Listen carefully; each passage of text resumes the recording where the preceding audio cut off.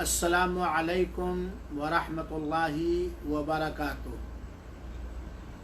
अल्हम्दुलिल्लाहि रब्बिल आलमीन वल आक़िबतु लिल मुत्तक़ीन वस्सलातु वस्सलामु अला नबीना मुहम्मद इब्न अब्दिल्लाह व अला आलिहि व अज़वाजिहि व अस्हाबिहि व मन वालाह इला यौमिद्दीन, अम्मा बाद।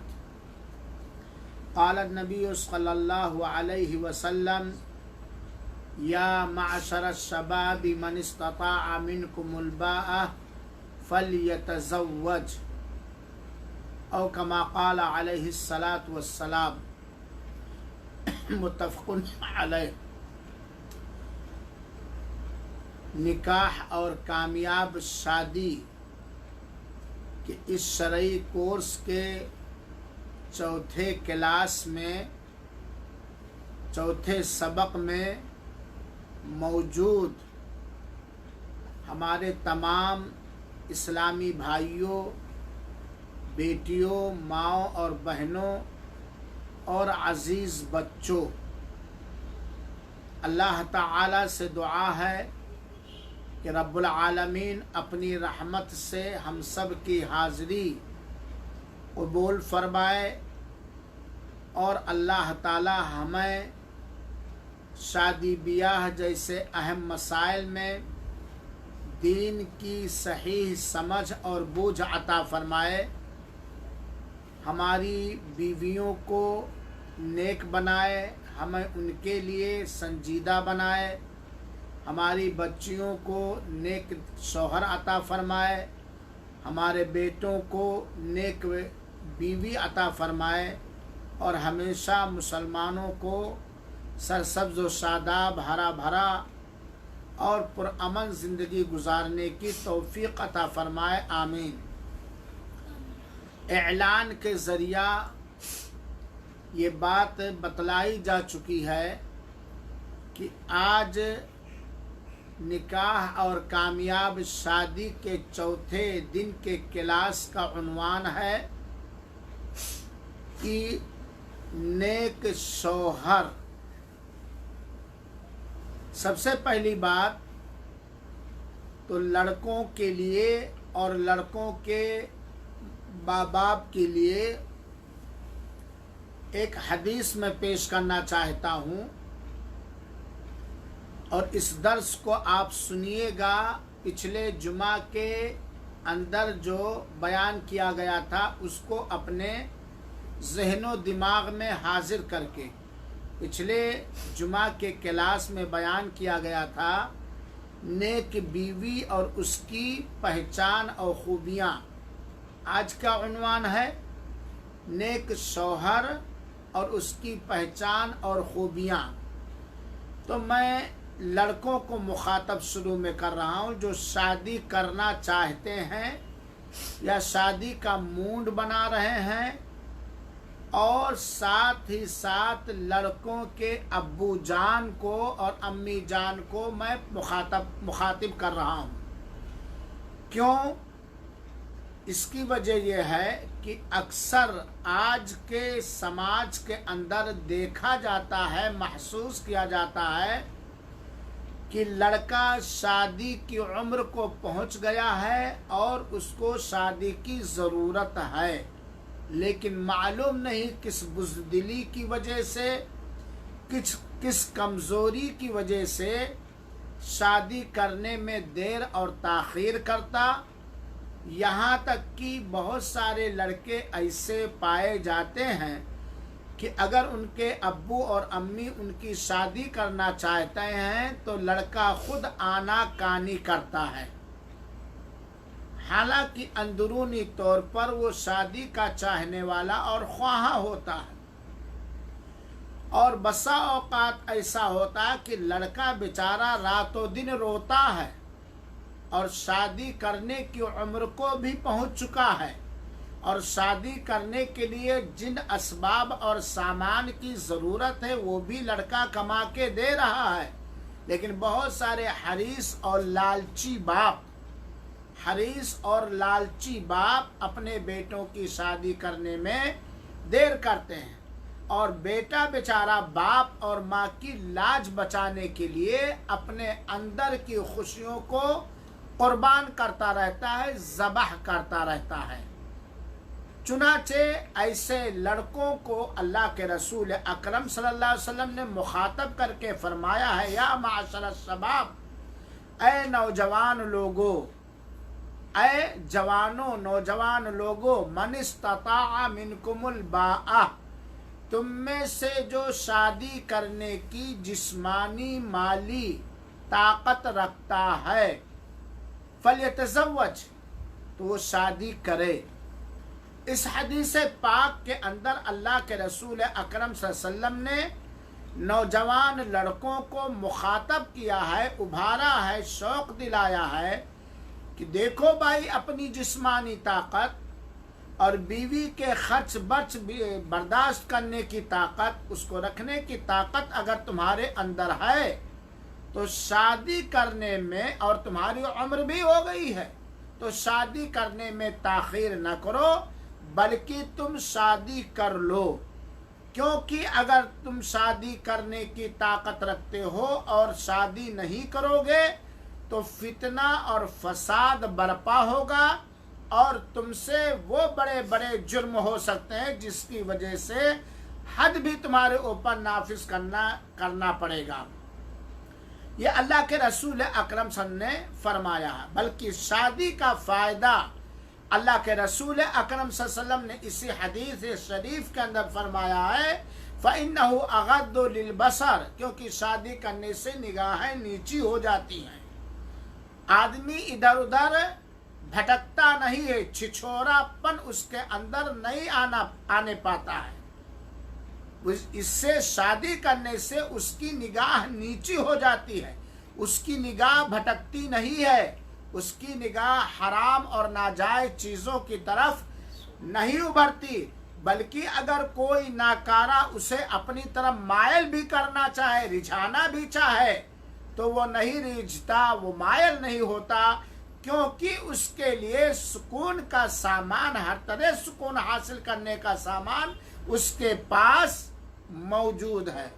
फ़इन्नहु अगद्दु लिलबसर, शादी करने से निगाहें नीची हो जाती हैं, आदमी के अंदर हया और शर्म आ जाती है, आदमी की ज़रूरत पूरी करने के जब असबाब फराहम हो जाते हैं तो वो इधर उधर नजरें नहीं फेरता। वह अहसनु लिलफर्ज, और अल्लाह के रसूल ने फरमाया कि ये शर्मगाह की हिफाजत का सबसे बेहतरीन जरिया है। और अगर कोई शादी करने की ताकत नहीं रखता है, माली तौर पर, जिस्मानी तौर पर वो शादी करने की ताकत रखता है, शादी की उम्र को पहुंच गया है और वो शादी करने की ताकत नहीं रखता है और उसे खतरा है कि ख्वाहिशात खाबीदा पोशीदा ख्वाहिशात उसके उभरेंगे और अल्लाह की वो नाफरमानी कर बैठेगा, अपने मुंह को काला कर लेगा, जनाकारी और बदकारी जैसे कबीह बड़े गुनाह का इर्तिकाब करके, तो वह रोज़ा रखे। शादी करने की जिस्मानी ताकत है, माली ताकत नहीं है, घर नहीं है, बीवी को खिलाने पिलाने भर का कमा नहीं पा रहा है, उसकी ज़रूरियात ज़िंदगी पूरी करने की वो माली ताकत नहीं रखता, लेकिन जिस्मानी ताकत रखता, तो क्या करे, कहीं भटक ना जाए, गड़बड़ ना हो जाए, कहीं बदकारी में मुलविस ना हो जाए, तो वह रोज़ा रखे। क्योंकि रोज़ा रखने से जो जिस्मानी ख्वाहिशात होते हैं, चूँकि रोज़े की हालत में आदमी कम खाता पीता है, मैदा उसका खाने से खाली रहता है, तो जिससे उसकी शहवानियत कमज़ोर पड़ जाती है, मध्यम पड़ जाती है, जिस्मानी तौर पर यह फ़ायदा।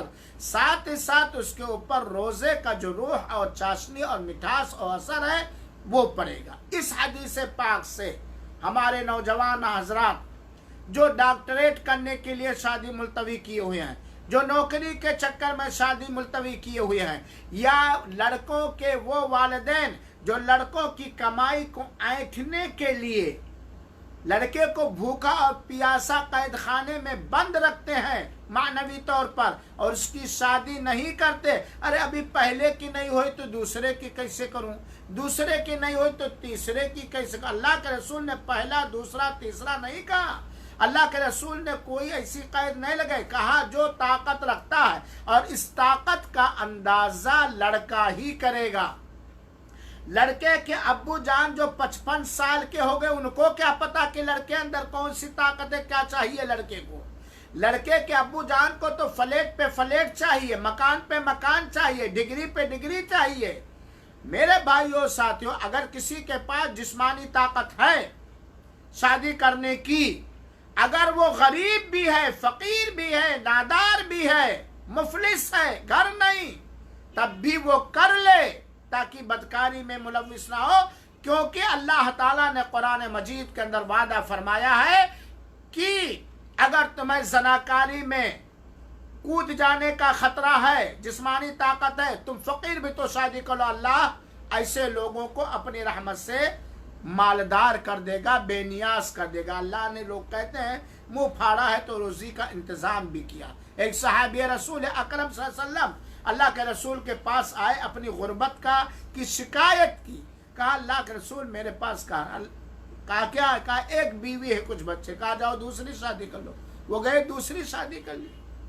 फिर दोबारा आए अल्लाह के रसूल के पास। कहा अल्लाह के रसूल अब तो बहुत बुरा हाल है, अब तो और गुर्बत आ गई। अल्लाह के रसूल ने कहा जाओ शादी कर लो। उन्होंने तीसरी शादी अल्लाह के रसूल के मशवरे पर कर ली। कहे अल्लाह के रसूल अब तो बहुत बुरा हाल है, अब तो चूल्हा नहीं जलता। अल्लाह के रसूल ने कहा जाओ शादी कर लो। चौथी शादी भी उन्होंने की, गरीब मिस्कीन नादार। चौथी शादी करने के बाद अल्लाह के रसूल अकरम सल्लल्लाहु अलैहि वसल्लम के खिदमत में हाजिर के अल्लाह के रसूल अकरम माशाल्लाह माल और दौलत की फरावानी हो गई, माल और दौलत की फरावानी हो गई। गुर्बत, फक्र, फाका, मोहताजी मालूम नहीं कहाँ चली गई।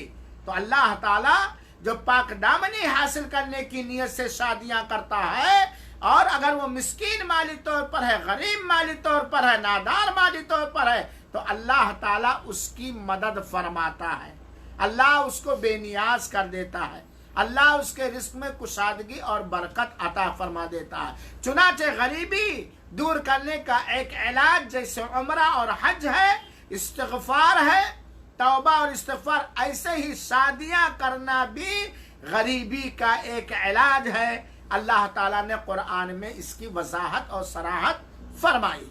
तो आज के कोर्स के अंदर नौजवान लड़के या उनके गार्जियन जो है, उनसे मैं अपील करूंगा कि आप शादी कर लें, और शादी करके कैसी बीवी लाए, कैसी बहू लाए, उसके लिए मैंने पिछले जुमा के क्लास में वजाहत कर दिया। दूल्हा कैसा हो, लड़का जिसको हम अपनी लड़की दे रहे हैं वो कैसा, लड़के के अंदर क्या क्या खूबियां हों। अभी इस दर्स के शुरू करने से आधा घंटा पहले मैं अपनी शरीक हयात अहलिया मोहतरमा से कह रहा था कि शरीयत मुतहरा ने जिस तरह नेक लड़की से शादी करने की रहनुमाई की है, अच्छे लड़के से शादी करने की रहनुमाई की है, और हर आदमी चाहता है कि मुझे ने अच्छा दामाद मिले, हर आदमी चाहता है कि हमें अच्छी बीवी मिले, अच्छी बहू मिले। लेकिन शरीयत के मुताबिक, अल्लाह के रसूल अकरम सल्लल्लाहु अलैहि वसल्लम के फरमान और निशानदेही और रहनुमाई के मुताबिक अगर ढूंढने जाए आप आज के इस माहौल में, हो सकता है 50 साल पहले मिल जाते। आहिस्ता आहिस्ता जो जो क़यामत करीब आ रही है, वैसे वैसे बच्चों के लिए नेक बहू तलाशने में और बच्चियों के लिए नेक शौहर तलाशने के लिए बिठाए रखिए, बहुत मुश्किल होता जा रहा है। इसलिए दूसरी बात जो आज के क्लास के अंदर मैं वसीयत करना चाहता हूं अपने आप को, अपने मुताल्लिकीन को, और सारे मुसलमान मर्दों और औरतों को, खास तौर पर वो लोग जो घर के गार्जियन है, जिम्मेदार है, लड़की वाले हैं, लड़के वाले हैं, हम सारे मुसलमानों को सारे इख्तिलाफात को ले जाकर के किसी निहायत गहरे खाड़ी में दफन करके हम सारे मुसलमानों मर्दों को और सारी मुसलमान औरतों को मिलजुल कर शरीयत के मुताबिक, इस्लामी मिजाज के मुताबिक, नबी करीम सल्लल्लाहु अलैहि वसल्लम की फरमान मुबारक के मुताबिक, कुरान मजीद के मुताबिक हमें अपने घरों का, अपने समाज का, अपने मुआशरे को ढाना बिल्कुल बनाना चाहिए।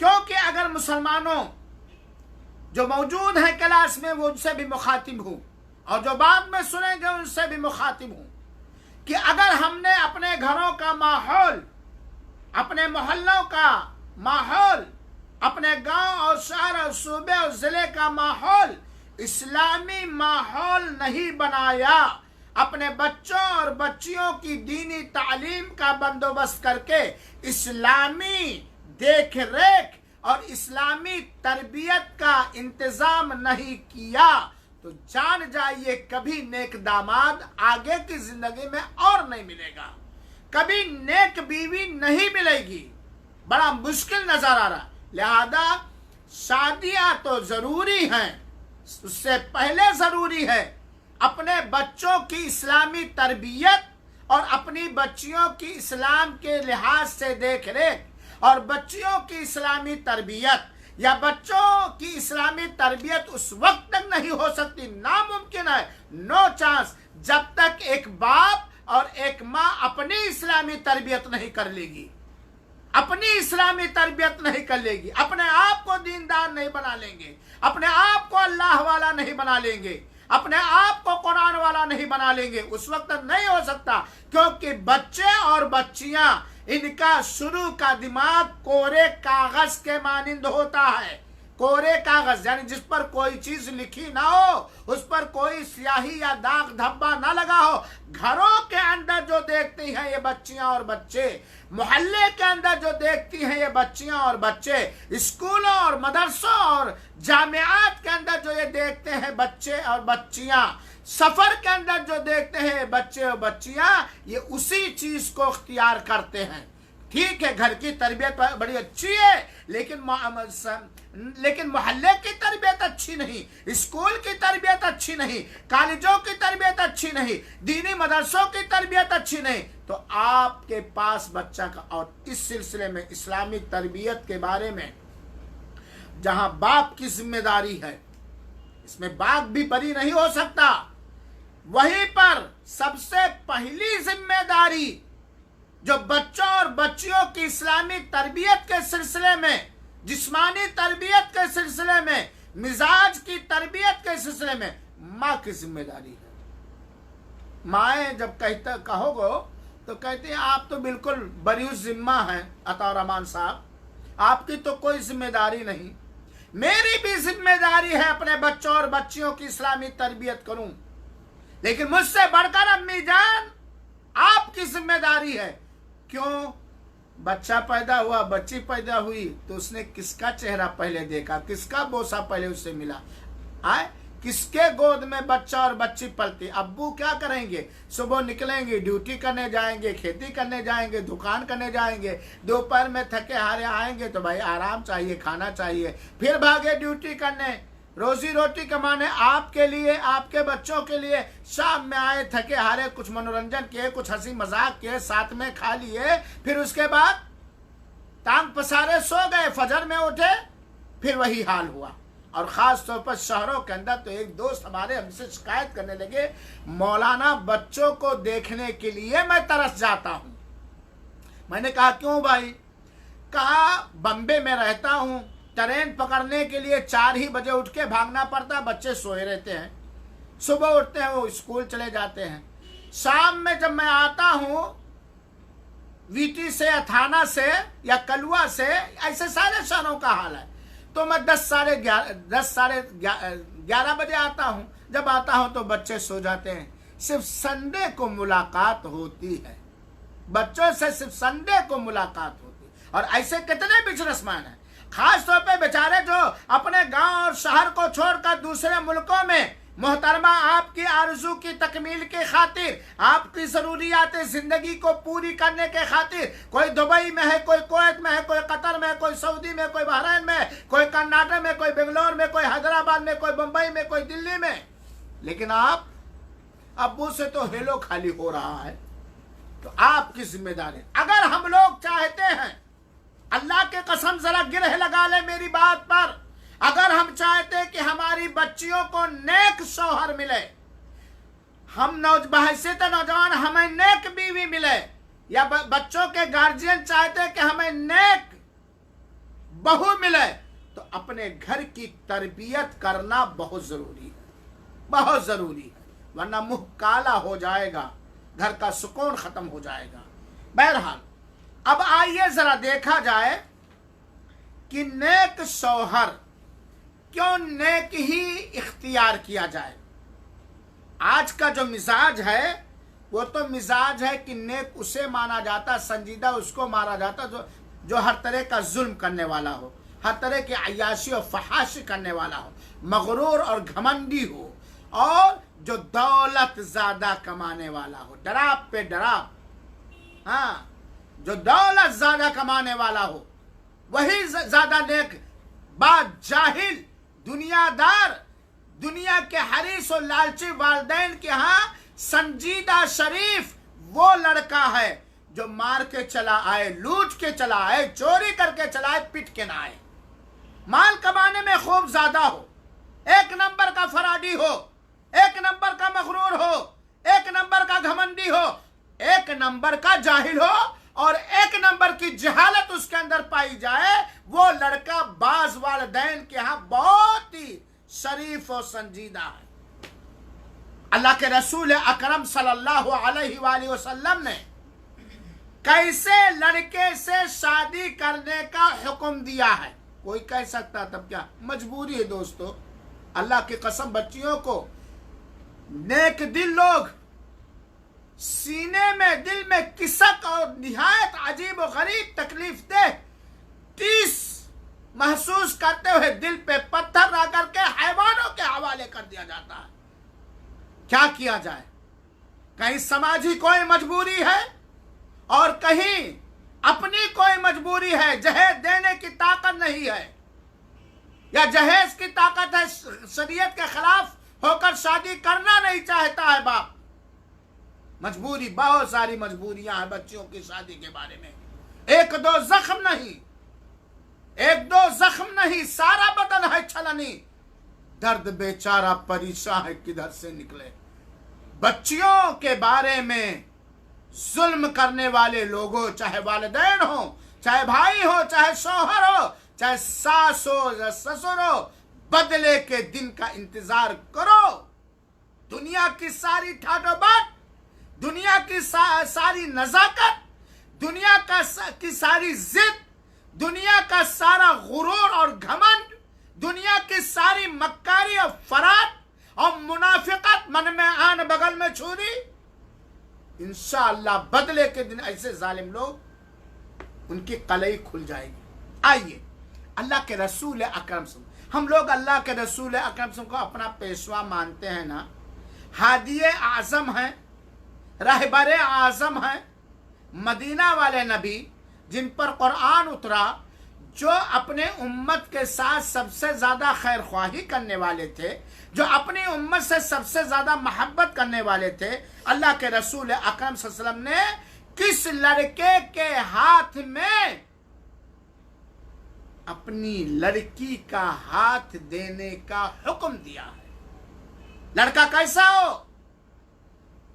दूल्हा कैसा हो, शौहर कैसा हो, सुनने तिरमिजी की रिवायत है, और रिवायत 1107 नंबर की है, सुनने तिरमिजी, और ये रिवायत हसन है, ये रिवायत हसन है।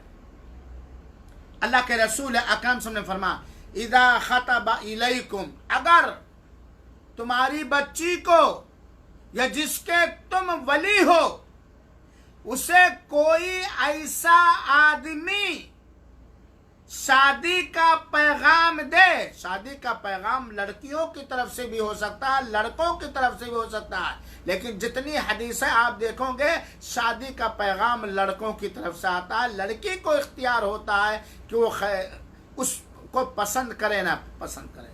अल्लाह के रसूल अकरम फरमाते हैं, जब तुम्हारी बच्ची को या जिसके तुम गार्जियन या वली और सरपरस्त हो, कोई ऐसा आदमी शादी करने का पैगाम दे, कैसा आदमी? चोर, चमार, गुरूरी, जाहिल, उजड, जिद्दी। हाय रे मजबूरियां, हाय रे मजबूरियां।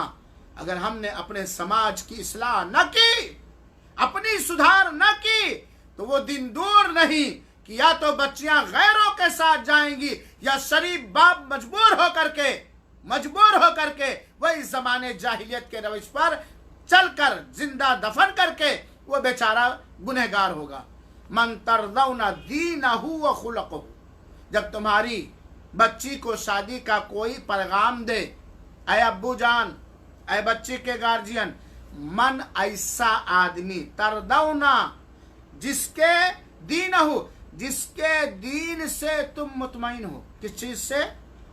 दीन से तुम मुतमईन हो, तुम राजी हो, तुम खुश हो।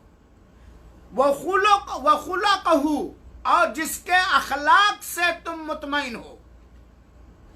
फज़व्विजूहु, तो तुम उससे शादी कर दो। अगर तुम्हारी बच्ची को कोई ऐसा आदमी शादी करने का पैगाम दे जिसके दीन से तुम राजी हो, खुश हो, मुतमईन हो, उसकी दीनदारी को पसंद करते हो, वह खुलुकहु, और उसके अखलाक से तुम राजी हो, मुतमईन हो, बेटेंशन हो, कोई हड़क ना हो, तो तुम ऐसे आदमी से शादी कर दो।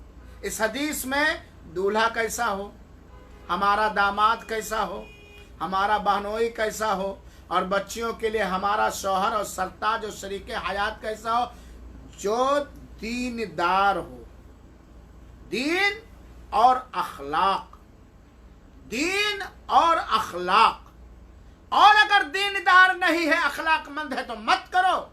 अखलाकमंद है, दीनदार नहीं है तो मत करो। दीन और अखलाक, सबसे पहले दीन देखा जाएगा।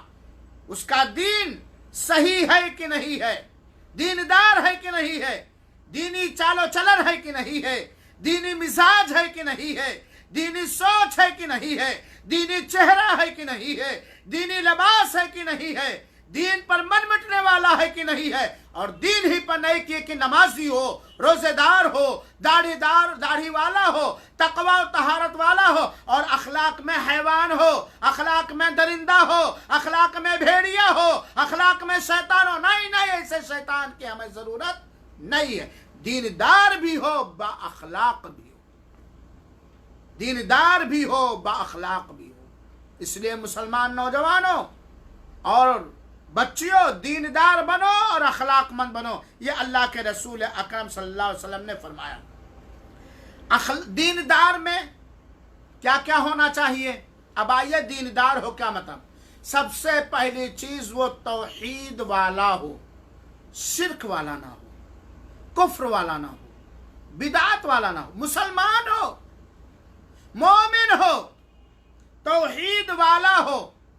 क्योंकि तौहीद वाले ही की तौबा कबूल होती है, तौहीद वाले ही का इस्तिग़फ़ार कबूल होता है, तौहीद वाला ही अल्लाह के यहाँ सुरखुरू होता है, दुनिया के अंदर भी और आखिरत में भी।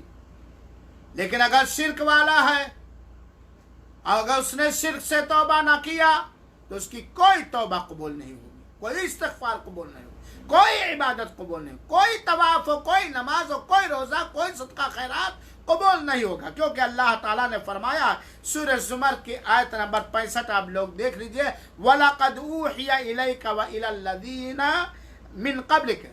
अल्लाह ताला फरमाता है, नबी पाक सल्लल्लाहु अलैहि वसल्लम आपकी जानिब भी और आपसे पहले जितने नबी आए सबकी तरफ यही वही की गई, लइन अशरकत लयहबतन्न अमलुक। अगर तुमने शिर्क किया तो तुम्हारे सारे अमल राएगा और बर्बाद कर देंगे। वला तकूनन्न मिनल खासिरीन, और तुम नुकसान उठाने वालों में से। दीन ही में जहाँ तौहीद है वहीं तकवा हो, अल्लाह का खौफ, अल्लाह का डर, हराम में हलाल में इबादत के छोड़ने में तकवा वाला हो। क्योंकि अल्लाह ताला ने फरमाया या अय्युहल्लज़ीना आमनुत्तकुल्लाह हक़्क़ तुक़ातिह वला तमूतुन्ना इल्ला व अंतुम मुस्लिमून। ऐ ईमान वालों, उस तरह अल्लाह ताला का तकवा इख्तियार करो जिस तरह तकवा इख्तियार करने का हुक्म दिया गया है, और मौत तक तुम मुसलमान ही रहो। मुसलमान ईमान, अमानतदार, दीनदार में अल्लाह के रसूल ने कहा दीनदार में अमानतदार हो, हराम कमाने वाला ना हो, चोर ना हो, बेईमान ना हो, लोगों के हुकूक में खियानत करने वाला ना हो, खियानत करने वाला ना हो। क्योंकि अल्लाह के रसूल ने फरमाया है कि जिसके पास अमानत नहीं उसके पास दीन नहीं, जिसके पास अमानत नहीं, अमानतदारी नहीं, उसके पास दीन ना हो। और इसी तरीके से नमाज का पाबंद हो, रोजे का पाबंद हो, ज़कात देने वाला तो इसका पाबंद हो, नमाज का पाबंद। अब जाओ, तौहीद वाला तो मिल गया वहाबी, मिलाद भी नहीं करता, 12 रजब के कुंडे भी नहीं भरता, मज़ार और दरगाह पे भी नहीं जाता। तो ये बड़ा भारी अहले हदीस वहाबी है। लेकिन जिस तरह मज़ार पे नहीं जाता, मस्जिद में भी नहीं जाता, जिस तरह मज़ार पे चद्दर नहीं चढ़ाता, उसी तरह रमज़ान के रोज़े भी अल्लाह के दरबार में पेश नहीं करता। क्या फ़ायदा? काफिरों से बदतर इसकी ज़िंदगी गुजर रही है। तौहीद नहीं है, नमाज नहीं है तो बदतर, और इसके अलावा बहुत सारी चीज़ें वक्त कम है। तो तकवा वाला हो, दीनदार हो, अमानतदार हो, अखलाक वाला हो। अल्लाह के रसूल ने क्या फरमाया है भाई? जिसके दीन और अखलाक से तुम मुतमईन हो उससे शादी करो। नौजवानों, अपने अखलाक को संवारो, नौजवानों अपने दीन की इस्लाह करो। ये दुनिया में भी का इसका असर है और मरने के बाद भी इसका जबरदस्त असर है। अखलाक वाला हो, भी आपकी बेटी के साथ अच्छी जिंदगी गुजारने वाला हो, हुस्ने मुआशरत का पाबंद हो, बीवी के साथ अच्छी जिंदगी, जबान का साफ सुथरा हो, मीठी जबान वाला हो। ये नहीं कि अरे कहाँ गई रही रे। आजकल तो ये बड़े पहलवान बनते हैं शोहर लोग, अपनी बीवियों को जैसे घर की नौकरानी से भी बदतर समझते हैं। ये देहातों के अंदर बहुत पाया जाता है। रे रे रे, सीधा नाम नहीं लेंगे।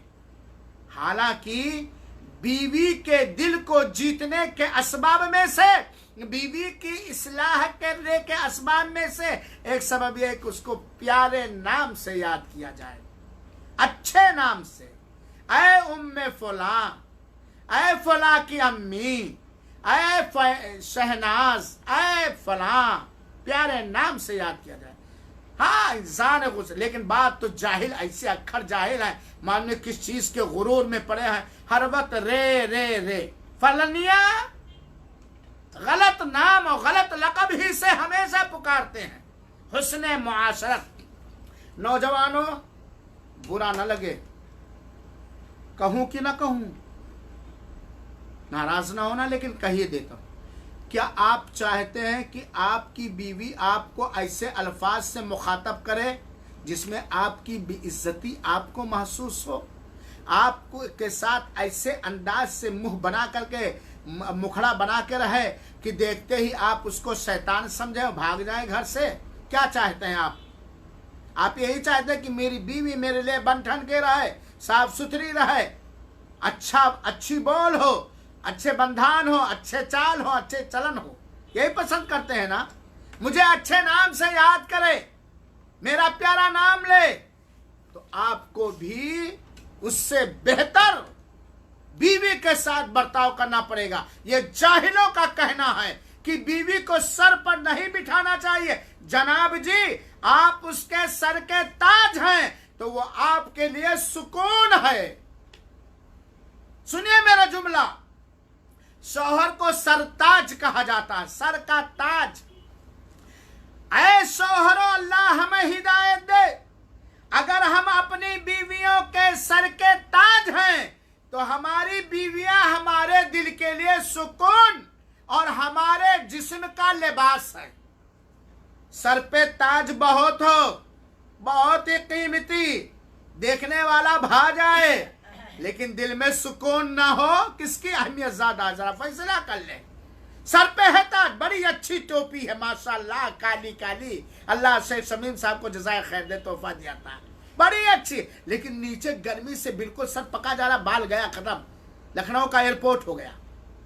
सर पे ताज है, सरताज लोग, बड़ा कीमती ताज, चाहे ससुर ने जहेज में दिया या आपने खुद बना लिया या आपके मुल्क ने बादशाह ने दे दिया, लेकिन दिल में इस ताज के होने के बावजूद दिल में अगर करार ना हो, दिल में अगर इत्मीनान ना हो, दिल में अगर सुकून ना हो, तो इस ताज से आपको सुकून मिलेगा? देखा जाए तो बीवी की अहमियत कुछ और ही है, क्योंकि अल्लाह ताला ने उसे सुकून कहा है, अल्लाह ताला ने उसे लिबास कहा। तो बोल बंधान बड़ा अच्छा हो, मीठा हो, चाल चलन हो, कुशादा दिल हो, कंजूस ना हो, बखील ना हो, वो शौहर नेक नहीं हो सकता, वो शौहर बाअखलाक नहीं हो सकता। जो कंजूस हो, बखील हो, मक्खी चूस हो, जो फूहर जबान का इस्तेमाल करने वाला हो, जो बदतमीज हो, जो बात बात पर बिफरने वाला हो, बात बात पर गाली गुलोज देने वाला हो, वो कभी भी हुस्ने मुआशरत नहीं कर सकता। अल्लाह ताला ने हुक्म दिया शौहरों, वआशिरूहुन्ना बिल मारूफी, भलाई के साथ जिंदगी गुजारो अपनी बीवियों को। और दीनदार वो शौहर हो सकता है जो अपनी बीवी को मुख्तलिफ हरबे के साथ, मुख्तलिफ अंदाज के साथ हमेशा अपनी बीवी को अल्लाह ताला की इताअत और फरमा बरदारी पर उभारे। जिस तरह उसकी सेहत का ख्याल रखता है शौहर, उसके लिए घर बनाता है शौहर, अच्छे से कपड़ा खरीदता है शौहर, अच्छे जेवरात लाता है शौहर, इससे कहीं ज्यादा अखलाक वाला दीनदार शौहर वो हो सकता है जो अपनी बीवी के अंदर अगर अल्लाह उसके रसूल की मुखालफत और नाफरमानी पा रहा तो उसकी बड़ी हिकमत अमली के साथ, चालाकी के साथ, होशियारी के साथ, बिना बेजा सख्ती के उसकी तरबियत करे। उसकी क्या करे? तरबियत करे। फजर में सो गया, बीवी आई, अपने हाथों से पानी छिड़क करके जगाया, तो वो नेक शौहर है। इसी तरीके से अखलाक और दीन वाला शौहर वो हो सकता है जो आवारा जहन का ना हो, आवारा मिजाज का ना हो, आवारा फूहर जबान का ना हो, आवारा कान का ना हो और आवारा आंख का ना हो, आवारा शर्मगाह का ना हो, निगाहों को झुका के चलने वाला हो, निगाहों की हिफाजत करने वाला हो और दूसरों की इज्जतों पर लालची अंदाज से निगाह डालने वाला ना हो और डाके डालने वाला ना हो। ऐसा शौहर अगरचे वो तौहीद वाला है, अगरचे वो नमाजी है, अगरचे वो हज उमरा करता है, अगरचे वो आलिम दीन है, लेकिन आवारा मिजाज का है, फूहर जबान का है, आवारा निगाह का है, आवारा चाल चलन का है, वो कभी भी आपकी बेटी के साथ वफादारी नहीं कर सकता,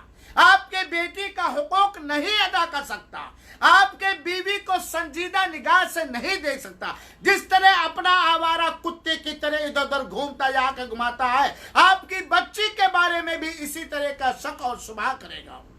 निगाहों की हिफाजत करने वाला हो, साथ ही साथ अखलाक वाला शौहर वो हो सकता है औरत को औरत समझकर, औरत को घर की रानी समझकर, बीवी को सुकून का जरिया समझकर, बीवी को अपने लिए लिबास समझकर, बीवी को अपने बच्चों की अम्मी जान समझकर, चाहे बच्चे हो या बाद में आने वाले हों, कभी तकलीफ ना पहुंचाए, जानबूझकर ज्यादती न करे, जुल्म न करे।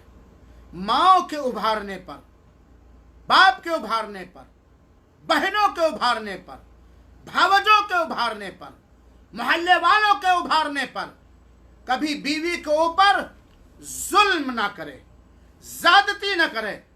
और अगर वो करेगा, आपकी बीवी, आप करेंगे अपनी बीवी पर ज्यादती और जुल्म, किसी मजबूरी की वजह से उसने बर्दाश्त कर लिया अपनी जिंदगी को गुजारने की खातिर, लेकिन अगर उसने माफ ना किया तो क़ियामत के दिन तुम्हारे लिए तारीकी ही तारीकी, अंधेरा ही अंधेरा।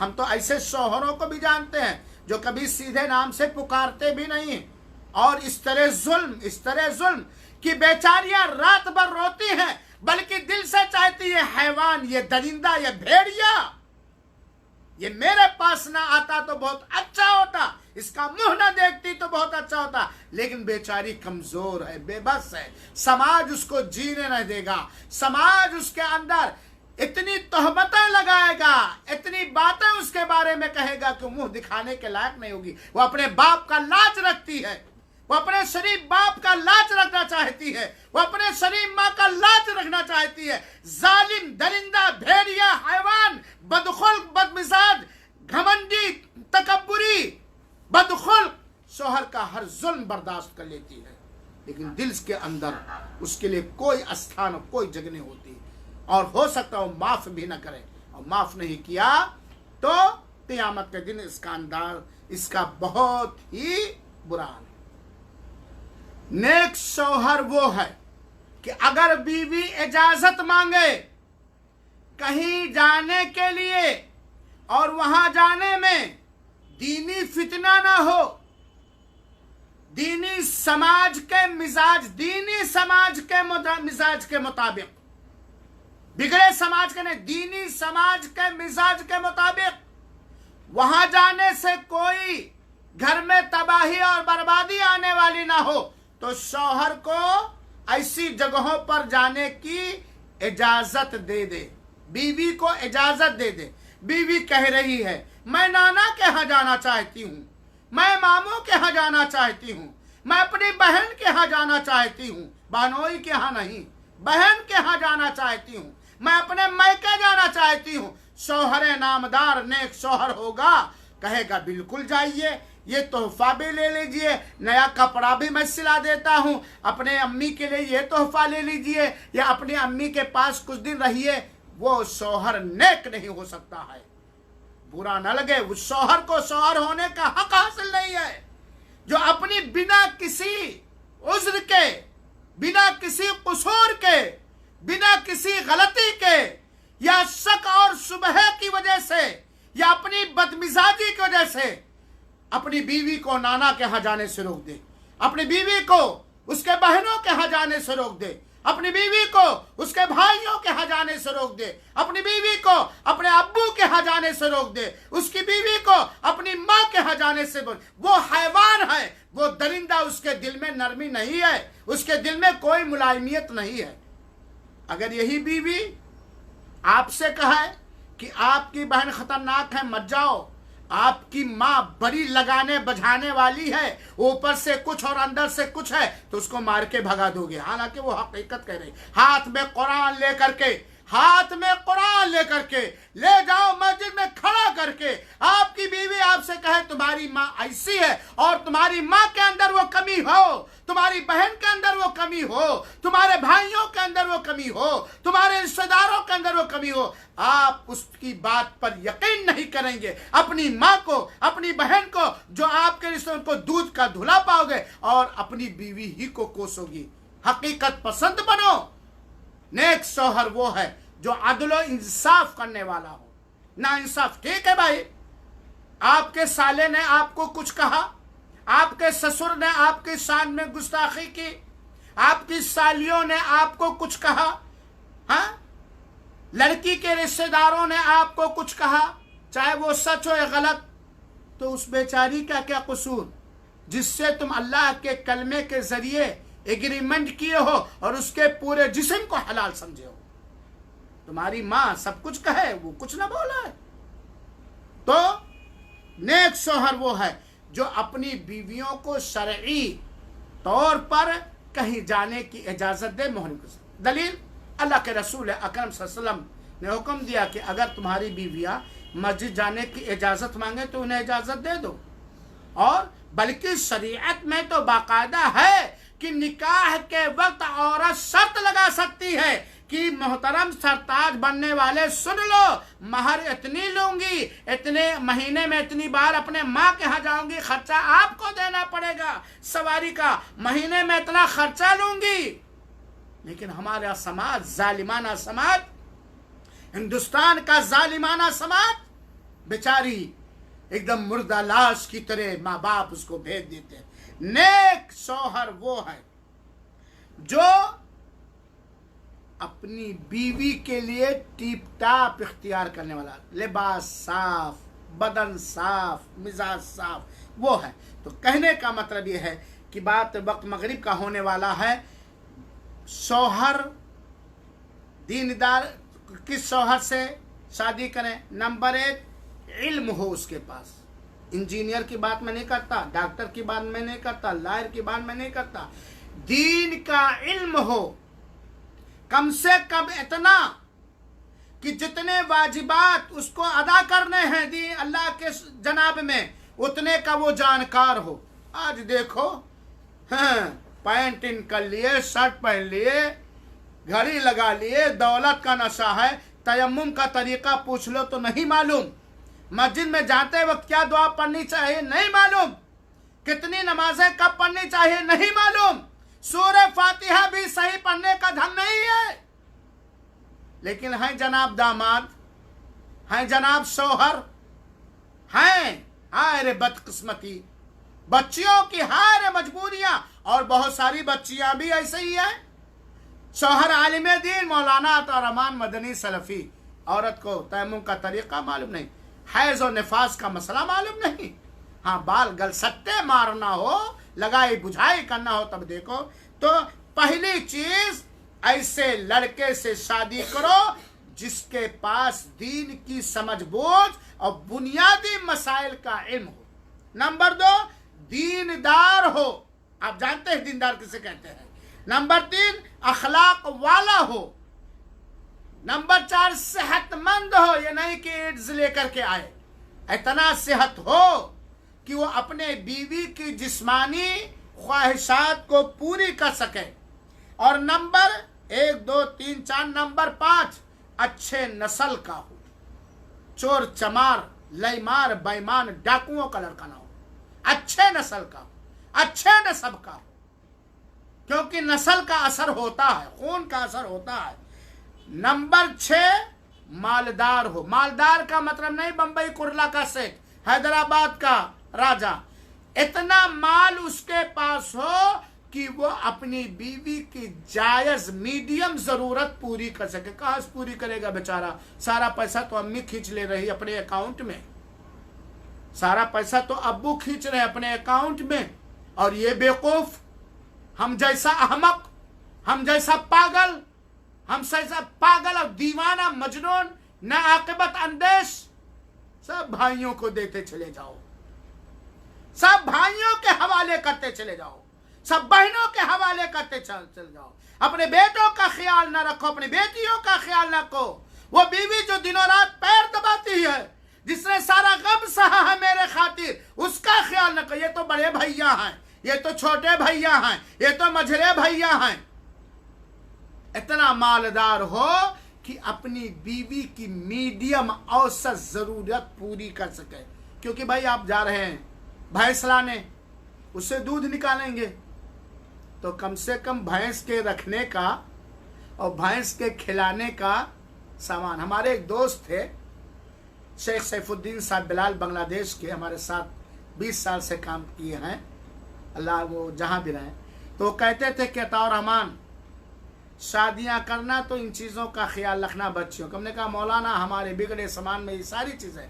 कहा कम से कम देख लेना कि लड़के के पास, लड़के के बाप के पास नहीं, लड़की की अम्मी, लड़के की अम्मी के पास नहीं, ये तो सास है ना, ये तो ससुर है ना। लड़के के पास इतना हो कि आपकी बेटी को अगर पैरासीटामॉल की जरूरत पड़े तो नहीं अम्मी दे दो, कार्ड में जाओ पैसा निकालना हो, अम्मी दे दो हमारी बीवी को पैरासीटामॉल चाहिए, 2 रुपए अभी ना, नहीं दूंगी। ऐसा बाप ना हो कि अपने मन से जो चाहे ना, इतना हो। और उन्होंने मिसाल दिया था, बात लंबी हो गई, कि 2 दोस्त जा रहे हो बैल खरीदने, उसको खेती में चलाओगे, बैलगाड़ी में चलाओगे, तो कम से कम उसके रखने और उसका पेट भरने, उसको पानी पिलाने की ताकत हो। तो इतना मालदार मिजाज, मिजाज मिजाज नर्म मिजाज का, लय्यिन मिजाज का, संजीदा मिजाज का, नसीहत को कबूल करने वाला मिजाज का मालिक हो, हक और बातिल के दरमियान, सही और गलत के दरमियान फर्क करने वाले मिजाज का मालिक हो, वगैरह वगैरह। ये और इसके अलावा बहुत सारी खूबियाँ हैं। चंद बुनियादी खूबियाँ वक्त की किल्लत के नाते मैंने बयान किया। ये खूबियाँ होनी चाहिए नेक शोहरों के अंदर। और अगर किसी की शादी हो गई है और वो 2-3 बाप का, फिर भी वो समझे कि आज ही शादी करा, वो अपने आप को इस तरह नेक बनाए ताकि अल्लाह की मदद हासिल हो, दुनिया में भी कामयाब रहे और आखिरत में भी सरफराज रहे। अल्लाह ताला हम सब को अपनी बीवियों के लिए नेक बनाए, शरीयत की निगाह में, बिगड़े समाज की निगाह में के हिसाब से नहीं। अल्लाह ताला हमारी बीवियों को नेक बनाए, कुरान और हदीस के इस रोशनी में अल्लाह हमारे बच्चों को, हमारी बच्चियों को, हमारे दामादों को, हमारे नाती पोतों को और हमारे बच्चों को, हमारी बहुओं को नेक बनाए। मौला सबके दिल तेरे 2 उंगलियों के दरमियान है। हमारे सारे रिश्तेदारों को, सारे मुसलमानों के दिल में तकवा भर दे, उनको दीनदार बना दे, उनको अखलाक का अच्छा बना दे। आमीन। वस्सलामु अलैकुम वरहमतुल्लाहि वबरकातुहू व जज़ाकुमुल्लाहु खैरल जज़ा। हमारे यहाँ अजान होने वाली है, इसलिए 5 मिनट के अंदर आपके पास कोई सवाल हो तो आप कर सकते हैं। व जज़ाकुमुल्लाह खैर।